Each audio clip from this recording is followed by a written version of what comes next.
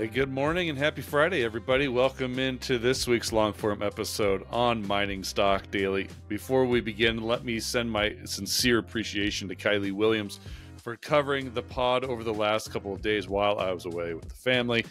I very much appreciate her time and her effort. There was a number of corporate updates, so if you missed anything, please go back and listen to some of those. There's important ones, including an introduction to Nations Royalty and also Arizona Sonoran Copper. And speaking of Arizona Sonoran, special thank you to them for their continued sponsorship of the podcast, along with Visa Silver, Fireweed Metals, and Victoria Gold. It's March Madness, and I'm not talking about just the basketball court. Let's talk about central bank news this week. My goodness, there was a lot of news out, market reaction. We're going to get a general sense of everything that happened this week with Peter Boockvar over at the Book Report and Weekly Advisory Group. The long discussion here with Peter. Is it full wind to our sails from here on out, given the dot plot with rate cut expectations from Jerome Powell? We'll see. There's a lot to consider here. So let's jump into this conversation with Peter.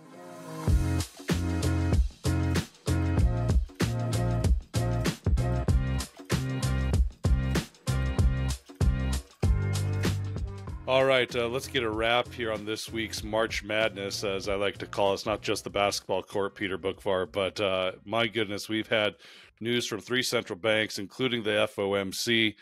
We've seen market reaction the last couple of days. That seems to get whipsawed quite a bit. But let's jump right into it. This week's big news, the FOMC. Jay Powell came out there about as dovish as I've probably seen him in the last couple of years. Give me your sense, because I know you have been constructively critical the last couple of days with some of the things you have written. So give us a sense of where you stand today. Well, I guess Jay Powell ain't no Paul Volcker if he backs off from this inflation fight. I do give him credit for being very aggressive in 2022 into 2023 with his rate cuts and persistence with QT, but I'm pretty surprised at how much he wants to start cutting interest rates. The problem with that is, and while I understand he wants to do a couple of tweaks, call it maybe 2 times, I don't necessarily think they go 3 well before the election. There are a lot of risks to this, because historically, when the Fed acts, they just go in one direction and they keep on going, whether that's cutting to the downside or raising to the upside. So the market just assumes is once they start cutting, they're just going to continue to cut.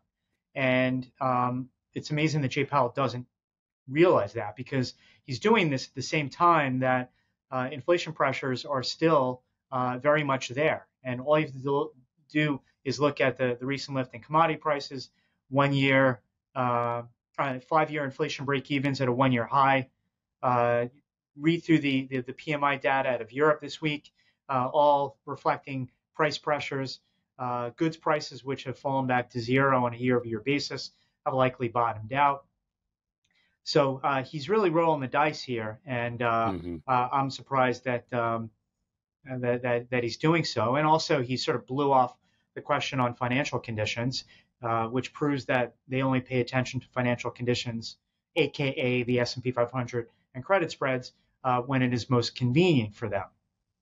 Yeah, no, absolutely. I mean, it's interesting. Again, watching the commodity prices, especially like agriculture in the last couple of weeks, a lot of those ETFs have risen dramatically. Inflation isn't dead here, Peter. And in fact, if this Federal Reserve was so data dependent up until this point, it's hard to see this week's move anything other than politicizing the Federal Reserve and the monetary system. Yeah, he's got a really difficult job. And the thing about the cost of capital, where it's at, it's clearly not been restrictive at all for financial markets. But yes, it has been restrictive if you happen to be in commercial real estate, if you want to buy a house, if you want to buy a car, if you have, or any business that has debt coming due. It's restrictive because it's well above where it was in the 15 years going into 2022. So anything compared to 0 is restrictive, right? If you have a loan coming due that is going to reprice at 10 from 3 or 4. But the financial markets are completely, obviously, unperturbed by the current cost of capital. They're looking at an easier Fed, and the market's sort of been pricing an easier Fed since the bottom in the markets in October 2022, just as the Fed was finishing up their last 75 basis point rate cut and slowed down the cadence from there. Yeah. Well, you mentioned he's no Paul Volcker, and this week kind of proved that. Is he Arthur Burns? Well, we'll have to see, because if somehow magically inflation goes like this, comes down like this, and just flatlines at 2, then maybe he won't be. I find it hard to believe that we're just going to magically flatline at this made-up 2% number. I think that inflation volatility is going to be with us for the next couple of years. And while we may even print, we're going to have 2 handles in inflation for back half of this year. What surprises me about Powell is, after the experience of the 70s, is the inflation battle is not won when you see a slowdown after the inflation spike. It's only won after it stays down for a sustainable period of time. They're acting like the direction to 2 is somehow a victory. It's staying down is the victory. You had written a lot about kind of similarities in the 1970s with that inflationary cycle, and I wonder if you can kind of spend a little bit of time walking us through how that first, trough of inflation before the second spike, how that played out. What caused that? I mean, is it a similar situation here? Did the Federal Reserve start cutting a little prematurely as well back then before that second rise of inflation? Well, it definitely was an easing in the commitment to low inflation.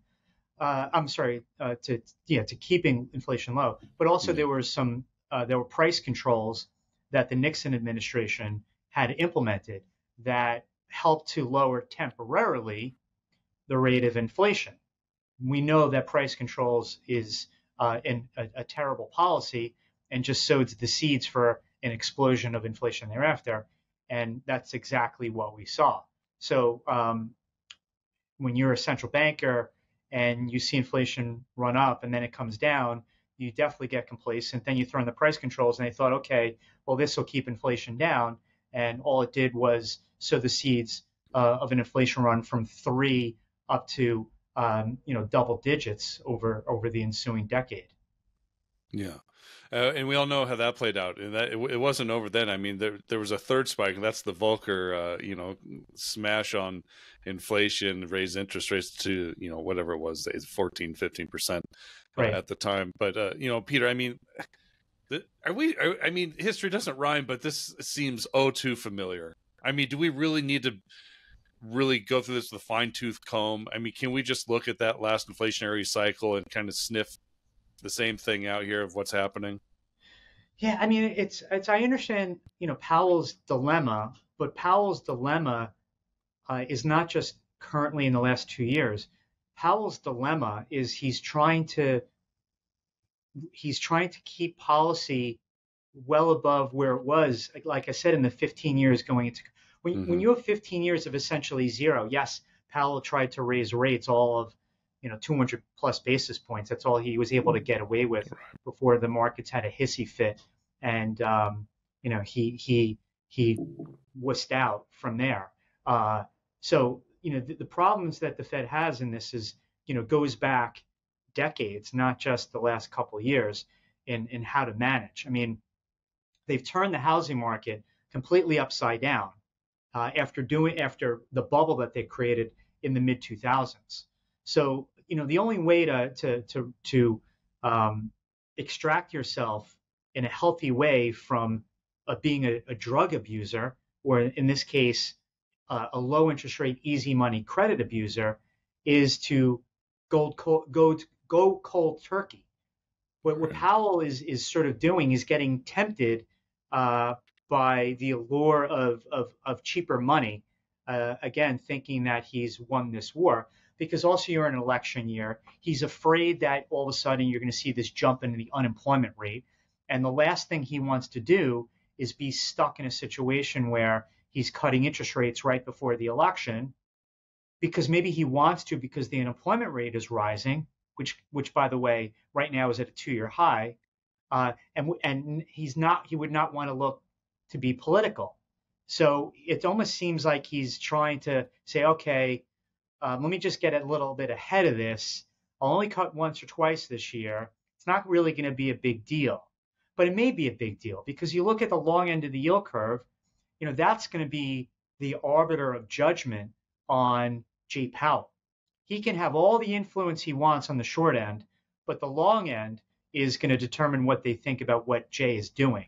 And yeah, the long end yield, I'm looking at it right now, 420, 421, 422. We actually are having a little bit of a rally here. We were about 427, 428 right before the Fed announcement. So we'll see where that is. But the long end of the yield curve is what we should be looking at because the short end is going to be manhandled by what the Fed does. I mean, that short end, the 2-year has been, my kind of staple to follow inflationary expectations the last 2 years here, Peter. Do I need to change that? Do I need to just start focusing on that 10 to 30-year spread? Yeah, because like I said, the 2-year is going to go where the Fed wants it to go. They're tethered. It's the 10-year where the market is going to send its message. I mean, if I'm long duration in bonds, I want a tight Fed. I want monetary policy to remain tight because I want inflation to stay low, be low and stay low. I'm long duration. I'm not happy to see central banks around the world start cutting interest rates. Yeah, no, okay, that makes sense. It was interesting to see market reaction. This is one of the things I did want to chat with you about. Market reaction, not just in the stock market, but watching yields immediately after that announcement into that presser. And you mentioned it. The short end of the curve was very volatile, but the long end was basically like flat, which is pretty astounding here. I mean, when you were watching that in real time back, I think it was Wednesday, Peter. I mean, what is that long end telling you with post FOMC here? To pretty much what I just said is that the long end does not want to see an easier Fed. Historically speaking, Fed starts to cut the short end, the long end follows. I think this time the long end is going to sort of go its own way. Now, yes, can the long end yield fall? Yeah, maybe if they think that the economy is going to recession, inflation is going to keep on falling and will stay down. Yeah, then the long end yield will fall as well. But if the long end yield doesn't really fall much, it's telling you that they don't think this inflation fight is over. And if anything, this is really the wrong time for the Fed and other central banks to get soft. I mean, like the Swiss National Bank cut rates. They couldn't handle 1.75% benchmark rate, which is too much for them in the eyes of the central bank. That that it was some binding constraint on the economy that they had to cut to 1.5%. ECB seems like they're looking to cut in June. I'm sure the Bank of England, even though they have a bigger inflation problem, I'd actually be surprised if they cut in June because their inflation numbers are still running in the fives, on a core basis. But we'll see. Let me ask you about the Bank of Japan here. That I think there was a little bit too hot of expectations of what their rate increase to now zero would have on global markets. There wasn't much, I guess you could say. I mean, obviously it was important news to see what the follow through would be. Walking into this, I mean, it was highly anticipated that they were going to raise from negative interest rates to now zero. But what is the follow through here on the Bank of Japan, and do you think there's going to be any sort of follow up ramifications in global markets just based on this move to zero? Well, what Japan did was certainly well telegraphed leading into it. Now there was a question of whether they were going to make a move in April instead of March, but in the days leading up, there were leaks that the Bank of Japan, I guess, gave to some news organizations. But it still was an important move, and I still think that getting rid of yield curve control and getting out of negative interest rates has been one reason why long rates around the world is still relatively elevated. But the Bank of Japan being as dovish as they are, now we don't know when they're going to do this again in terms of the rate move. Maybe it'll be July, maybe it'll be October. I mean, I do think they'll raise again, but you're still talking about an interest rate regime that still remains very low, and the yen was basically selling the news on that because we know they're still going to remain pretty easy. But you get an acceleration of inflation again. I mean, oil's above $81. Gasoline is back to the highest level since last November. These central banks could regret getting soft because I'm surprised that they don't appreciate that there's one thing to actually cut rates. There's another thing to talk about it, because once they talk about it, the market then gets ahead of itself in thinking that there's going to be a substantial number of rate cuts. I mean, look what happened in 2023, where Fed starts talking about ending the rate hikes, starts talking about cuts, and all of a sudden they start pricing in 6 cuts. And the Fed said, hey, that's not what we said. We said 3. The market completely ignored them and took it even further. So there has to be a greater appreciation for what they say verbally within the Fed. And I'm just surprised that they still just don't understand the level of their communication and how markets take that. Yeah, we started seeing the move in gold price start meaningfully move higher once those six rate cut expectations were placed by the market. Obviously, that's been subdued here in the last couple of months. But the commodities complex, Peter, has just been on a tear lately with anticipation of this. Not only just gold. I mean, we've talked about gold and silver a little bit. They've moved higher, and we talked about that last couple of weeks. But oil's moving higher meaningfully. It was above $81 a barrel last I saw. Copper prices moved higher. I mentioned agriculture. My favorite ag ETFs meaningfully broke through resistance here. I look at these simple charts here, Peter, and I'm just like, inflation could easily be way hotter when it's reported in the summer than what's anticipated, and the market has. I mean, as the months progress, it'll be an interesting sort of give and take, because services inflation should moderate as slower rents continue to work its way into the calculation. But services inflation ex housing has remained pretty sticky because of a variety of things like insurance costs, whether that's auto insurance, homeowners insurance, health insurance, and other things, and goods prices, which have gone back to its longer term trend of basically 0 year over year. I think that is at risk of moving higher again because of the commodity rise that you've talked about. Also, you have this lift in transportation costs of anything coming out of the Red Sea. You also have the potential of an inventory rebuild beginning in global manufacturing, which has been in a recession for more than a year. That can also lead to a lift in goods prices. Yeah, but Getting global manufacturing, inflation volatility is what we should expect. Yeah, no, absolutely. But maybe is the other end of the blade here, Peter. Let's talk about the end consumer here. And you have highlighted weakness in consumption, global consumption. In fact, this morning in your letter, you wrote a lot about FedEx, Chewy's, a couple of the big players, and what they're saying heading into Q2. I mean, listen, just because Jerome Powell's out there talking potential rate cuts, it doesn't mean that those cracks in the economy are filled. We're still seeing general weakness in consumption. Yeah, we heard it from Nike. We heard it from Lululemon talking about sort of a more circumspect consumer. Darden Restaurants also reported earnings yesterday, talking about slower business. The U.S. consumer is not strong in totality. The higher end consumer, yeah, they're okay, but anything below that upper end is definitely making choices. They're seeking out value. They're being much more careful about how they spend their money. And Darden in particular said there's been a clear slowdown in traffic trends for those people making less than 75 grand. And there's basically no growth in between 75 and 150. It's only those making more than 150 are they actually seeing some growth.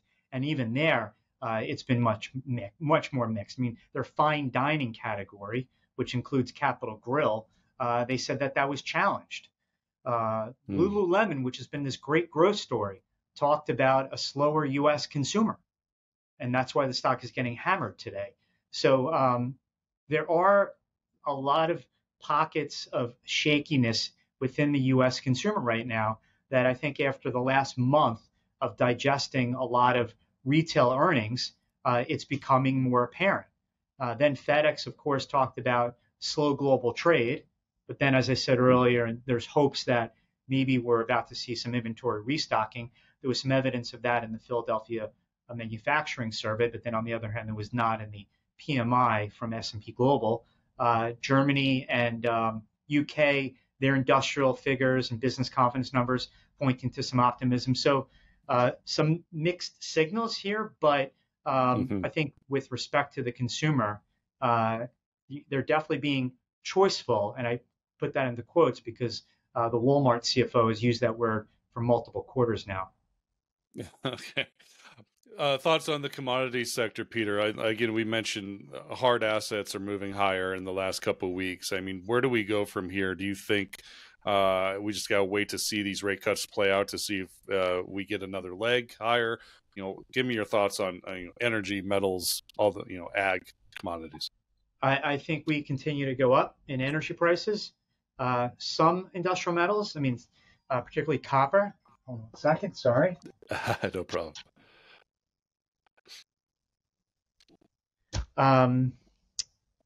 You look at ag. We've had a couple weeks ago, you had the net speculative short position in corn and soybeans, which hit a record high, which is a great contrarian indicator, and corn in particular is lifted. So I think we've seen the low in ag prices. And precious metals, Jay Powell just blessed that trade again on Wednesday. So I remain still very bullish. Yeah, no, it's just an incredible week. All right. What do we need to be looking forward to as we wrap up Q3 here, Peter? A couple of things that are on your screen that you want to see kind of play out as we move into the second quarter. I think that's a good question. It's looking at the long end, see where the 10-year yield trades. If you're any self-respecting central banker, it's not a good look for you if gold is rising to record highs. So we'll see what that means for the possibility of a June cut. And I said that the unemployment rate is at a 2-year high. The labor market's showing some cracks, and it'll be really important to see how that plays out. And commodity prices, if they continue to go higher here, it's going to really complicate the job of these central bankers. Okay. I promise you I'd get you out of here before the opening bell. That's what I'll do. Peter, thanks so much for your time. Yeah, it's good to connect with you once again. What a week. What a week. All right. That's a wrap here this week on Mining Stock Daily, everybody. Have a wonderful weekend. We'll be back Monday morning with the morning briefing.